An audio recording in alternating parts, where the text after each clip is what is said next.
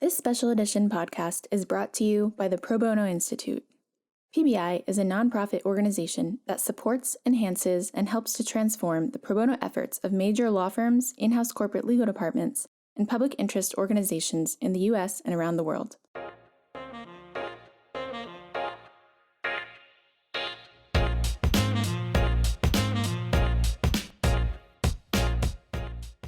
Welcome to PBI's podcast, The Challenge of COVID-19, Legal Community in Action, Episode 3. I'm your host, Nihad Mansour, PBI's Assistant Director of the law firm Pro Bono Project. In today's podcast, PBI scans the country and the globe to gather additional insights on the challenges faced in providing pro bono and legal aid services in light of COVID-19 and the creative solutions being adopted. We hear from representatives of Massachusetts Mutual Life Insurance Company, a leader of in-house pro bono and community services headquartered in New England and operating around the globe, the Legal Aid Foundation of Los Angeles on the West Coast, and Baker McKenzie, a major law firm which has 10 U.S. offices around the country and offices in almost 50 other countries worldwide. COVID-19 has had a tremendous impact on the provision of legal services by Legal Service Corporation grantees. Sylvia Argueta, Executive Director of Legal Aid Foundation of Los Angeles, shared more about this impact and how they're overcoming these obstacles to continue connecting with clients. Providing legal services to clients right now is taking a little bit longer as remote services have slowed down our legal services delivery process. Although LAFLA created additional phone lines and we posted signs in all of our offices outside big banners and at partner locations, the process of onboarding clients is much more drawn out due to a number of factors. For example, our clients are, by their nature, low income, and they have limited access at times to technology such as either scanners or printers or computers. Most of them have smartphones, which is a wonderful thing, but it does slow down our process, and so we're having to mail documents and use pretty much old-fashioned ways of doing work with our clients of mailing supporting documents because they can't come into the offices to give them to us as they normally would. LAFLA, has a very small crew of staff that, maybe one or two people will come into the office and at times have had to meet with the client and we observe all the social distancing because someone simply just doesn't have the technology and we need things signed and we need to ensure that we're continuing their cases because our lawyers each had very big caseloads already. And some of the clients do have to come in and we have, the masks and the gloves and everything that we need and to ensure that people are safe, that our staff are safe, that our clients are safe. But we also work with community-based organizations to ensure that they have our materials. We've mailed them things because most of us are still receiving our mail, and we've electronically sent it to them to say, we're open, we're here to help. And we know people are dropping in because some community-based organizations have moved from providing the services that they normally did to now providing food services and baskets for people to have the food that they need. And in there, we're putting flyers so that people know, look, we're open, we can reach you. Our next phase will be to go to grocery stores. We've already reached out to some to put our information to say we're open. We're here. So we're going back to the way old things were done a while back with just the regular reaching out to folks person to person and asking. And we've been happy that some of the grocery stores have responded and said absolutely. And some of the mom and pop stores for some of our clients, we're located in communities where mom and pop stores are more common than big grocery stores. So our staff have reached out to some of these, small grocery stores that are ethnic. And they've been they're like, yes, legal aid, of course, we'll help you. And I think that, to me, that is wonderful because it speaks a lot about why we are embedded in communities because people know us. And so they're like, yes. And, when we put up our banners, there were these big banners that said legal aid help, and that it had our 800 number and our website. And we saw an uptick in calls coming in. So, and that was just a brainstorm with my staff, and the director of litigation said, how else do we reach people? Because it's a constant conversation. And, the pro bonos have asked us, how are you reaching people? We're like, we're trying to be creative. We're putting banners in front of every office has a big banner. And we're going to the grocery stores. And they were like, what? Oh, my God. Law firms are finding creative ways to help remotely, stressing the importance of fitting solutions to the client. Angela Vigil, Executive Director and Partner of Pro Bono Practice at Baker McKenzie, gives one example of how they are helping homeless youth. We work a lot with homeless youth, so we're doing a lot of creating resources so that homeless kids and young people experiencing homelessness can figure out how they can get to those checks that people are getting to. How do you get to a check that is supposed to come to your direct deposit when you don't bank, you don't have an ID, and you don't have an address? And certainly you never, filed taxes. So you didn't file taxes last year because you didn't make any money last year because you were living on the street. So not, everyone's doing what they're supposed to, but you have to have done a little bit more than just what these folks, some of them were able to do. So we're not only drafting things for business clients on how to address what the effect of the CARES Act is going to be. And on the COVID-19 website for Baker McKenzie, there's a pro bono corner that's being put together for employee assistance and small businesses, but maybe most importantly, how to access payments and some of these benefits that are coming online from the federal government if you don't have all of the paperwork in place that you need to get them. Legal Aid Foundation of Los Angeles is one of many legal service providers in the country currently dealing with the impact of courts and organizations closing. I think the biggest challenge with the court closures has been our self-help centers and our volunteers. So we had a lot of pro bono volunteers, mostly attorneys who were either semi-retired or retired, who would come to the centers and assist us with the litigants. And we also had law students and undergrads, frankly, and that isn't happening because we're not allowed to be in the courthouse. Our staff is still doing calls, and we created new phone lines, and we put up signs that the court asked us to at the courthouse. So there's ways to get to us, but unfortunately the volunteer corps there, because it's all done by phone, and our staff have been very busy fielding those calls, we haven't quite figured out how to enable them to also help us with calls. But I think we're going to have to purchase some more lines for them under our phone system so they can also have phones ringing at their cell phones, and we can help them. Our pro bono is continuing, but obviously the pandemic has reduced the availability of some pro bono cases and projects.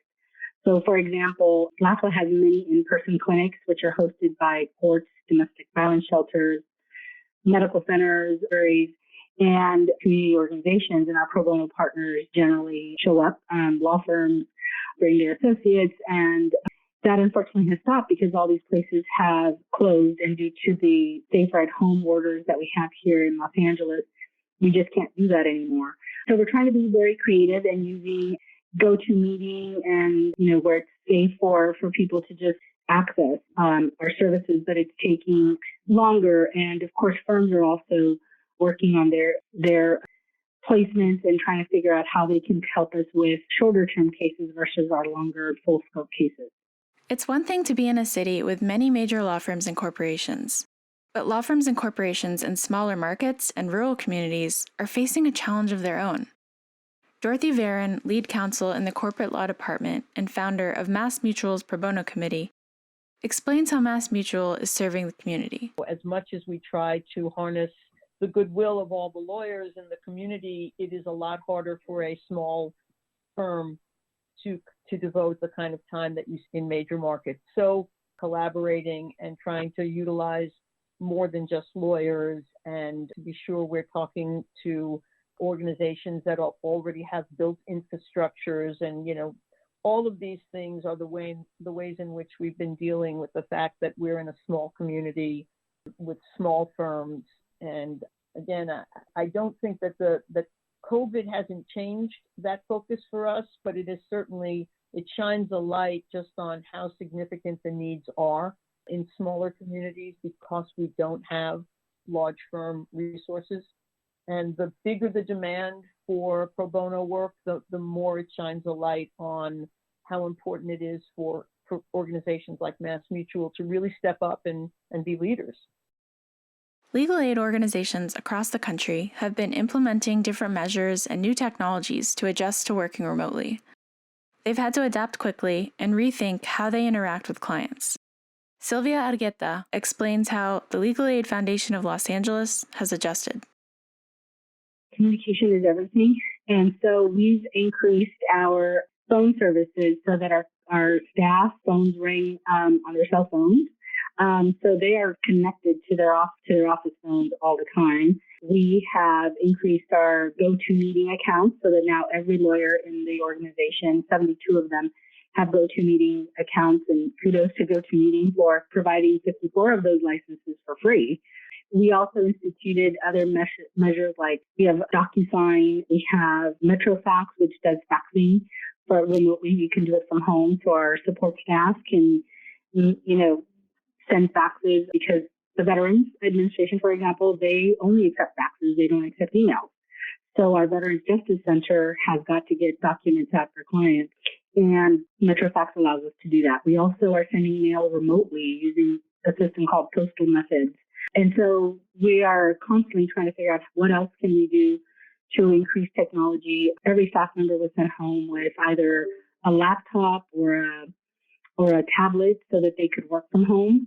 And we are very fortunate that Legal Services Corporation has given technology grants to its grantees, and that will allow us to further purchase more laptops, more licenses for our case management system, and for our law students, because we're still going forward with our law program in the summer.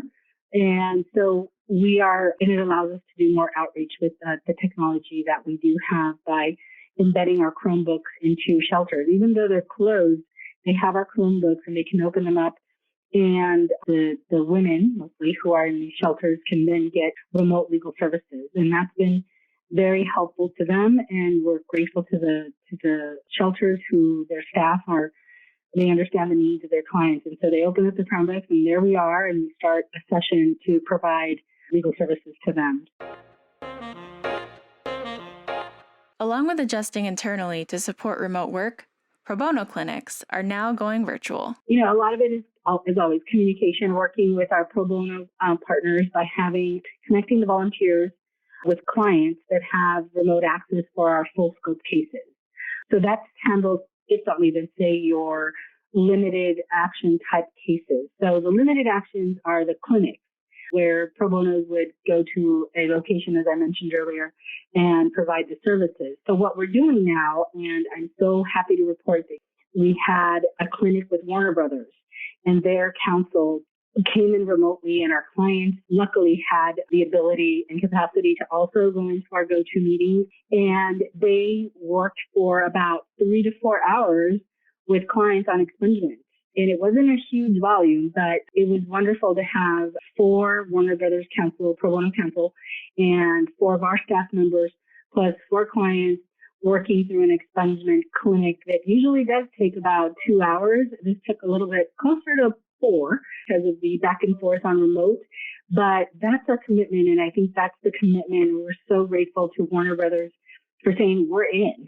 And let's do this clinic. And it may not be the large numbers. These clinics usually are like 30, 40, 50 people that are assisted. This is a smaller number, but we were so heartened that they wanted to continue and we wanted to continue. And of course, the clients needed the services because now more than ever, expunging records is so important so that people, hopefully when jobs open up, they will be right there and able to apply for these jobs. That's just a great example. And we took pictures of the screens, and we were so happy I was so happy when I saw what was happening because our work continues. And I love that our pro bono partners are reaching out. For the in-house community, remote work and using technology to do business is familiar. Mike O'Connor, General Counsel of MassMutual, and Dorothy Varon explain how remote work is business as usual. I guess, first of all, absolutely, using technology to assist pro bono clients is not only possible, but we were doing it before this crisis hit. We're obviously doing it a lot more now. I won't say it's easy for us, but it's not new for us. Just culturally, as a legal department, even though our headquarters is in Springfield, we've got lawyers in Connecticut, we have lawyers in Boston, we have lawyers in New York. We have some lawyers who work from home, essentially, one in North Carolina, one in Virginia, one in Atlanta. So, remote work arrangements are not new to us.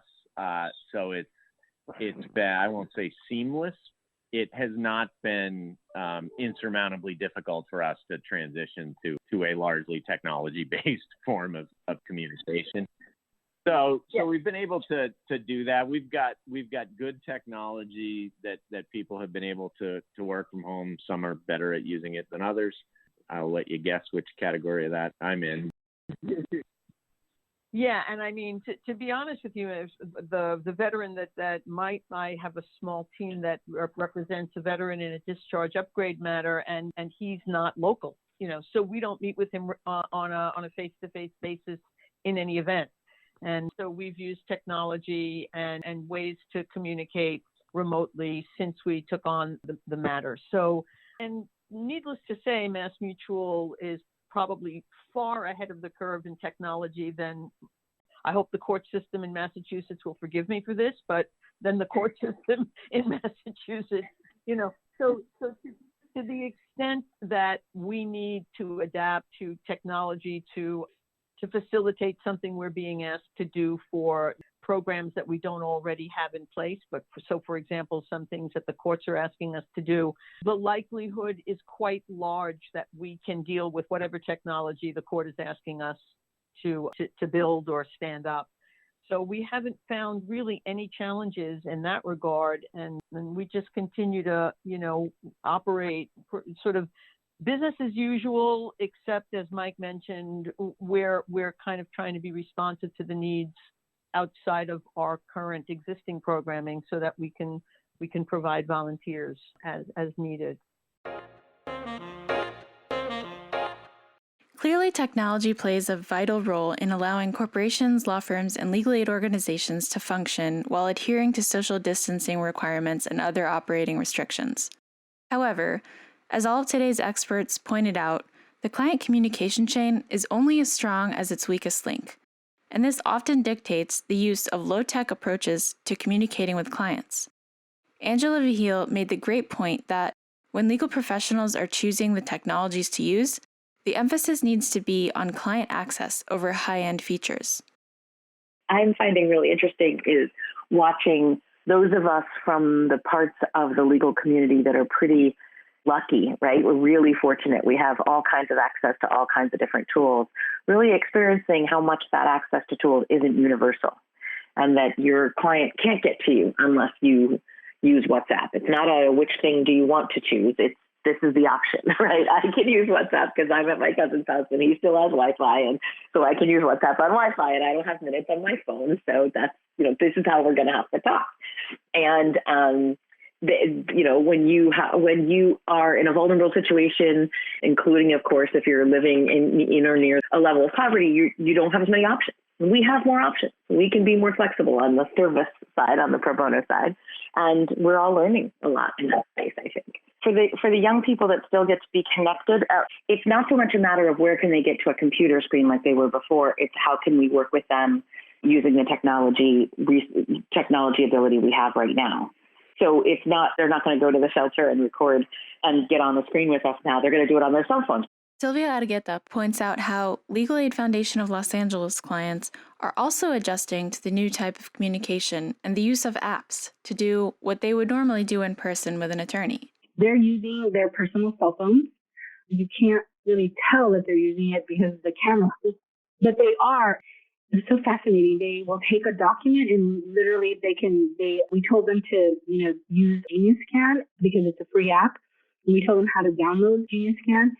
And they were thrilled. They were like, oh, I can just scan my documents to you this way because they were like, I don't have a scanner. We're like, you don't really need a real scanner. If your phone can do this, it's great. So it's Pro Bono Net had always said that 70% of our clients have cell phones, smartphones, and we're seeing that come to life. Of course, in the past we knew they did, but now the use of it and being able to tell them you can download an app to make it easier for us to work with you. And even the pro bonos yesterday were impressed. They were like, wow, they can scan things. Because they were like, take a picture of your document. And they're like, no, I can scan it. And that was really, it's that remote technology that is so important to also educate your clients about. So it's been a good partnership. And actually, one of the clients did comment. They said, people are dressed a little, I mean, they were dressed, but they were more casual than a suit, which is what a client is used to, right? From the pro bonos. And they said that it made it less intimidating because Afong, our pro bono director, is just fantastic. So she immediately does like how was it? What did you think? Especially because we're trying to see from the client perspective, what did they think of the help they were receiving from the pro bono? And they said, well, they were like, oh, the lawyers, they look so young and they're casual, and it makes it less intimidating. And they're like, are they at their house? And they're like, yeah, they're at their home because, we have stay-at-home orders. Angela Vigil at Baker McKenzie raises an important concern of privacy within the attorney-client relationship and what that means. But then we have to have thoughtful conversations about, okay, let's talk about attorney-client privilege. Let's talk about finding you a space where you can communicate with us, where you know that it is a safe, trusting space. The interesting thing for us is that we're working with generations of people, young people, and young adults who are very much accustomed to living online. So I think it's really interesting that for my generation would not be quite so comfortable taking the most important and most frightening and most difficult things in their lives and talking about it in front of a screen, right? But a 14-year-old, 15-year-old, that's where they talk about everything, and that's completely normal to them. What we have to kind of instill in them is that they're owed a degree of privacy that they don't actually maybe exercise or protect as much as they could. So it's a learning curve for all of us. Mike and Dorothy of MassMutual recognize and have felt a new spirit in this new age of providing legal services and the power of pro bono. The maybe silver lining to some of this is, we've been doing weekly town halls with the full legal compliance audit department.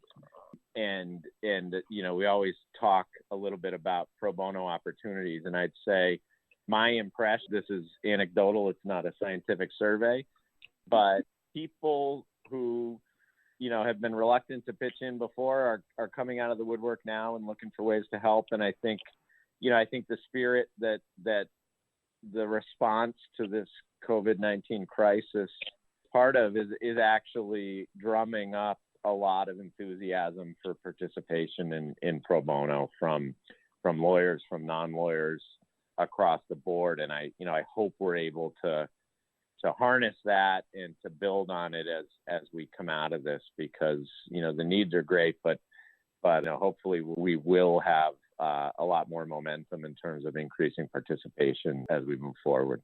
Well, I'll tell you that when I think about doing pro bono work, I think about the great wisdom of refrigerator magnets. I have a refrigerator magnet, and it's a picture of a butterfly, and the butterfly is over a forest fire, dropping 2 drops of water onto the forest fire, and the magnet says, "I'm doing what I can."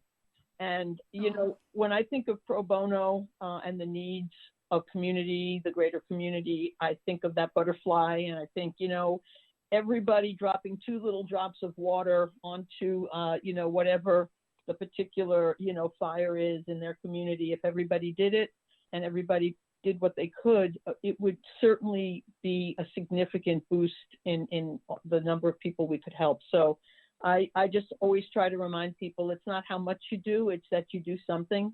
And my words of encouragement to everybody out there is just do what you can. I can't one up Dorothy on that one. I think the butterfly captures it. But I would just say, again, what I always say, and I think, recently we've had examples of this. We had a client who many of us worked with on an asylum project that was ultimately successful. We were able to get the client asylum, and as we've gone through the crisis, he's been communicating with us, and he had a few health issues, and luckily things worked out well. But just that relationship and kind of hearing from him, is all the reward you need, right? And what I always remind people, you get more out of volunteering and contributing to pro bono than you put in. And that sounds cliche, but I believe it's the truth.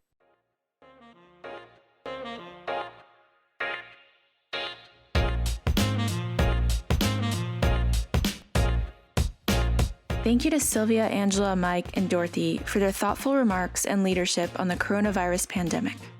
You can expect to hear more of what they had to say on future podcasts. Developments in the coronavirus are moving fast, but the legal community is adapting to move with it. Please watch for more COVID-19 focused episodes as we continue to shine light on the legal sector's response to this evolving crisis. We also hope that, if you're not already doing so, you will join with those already taking action. More resources on how to help are available at www.probonoinst.org. Thanks for listening, stay safe, and be well.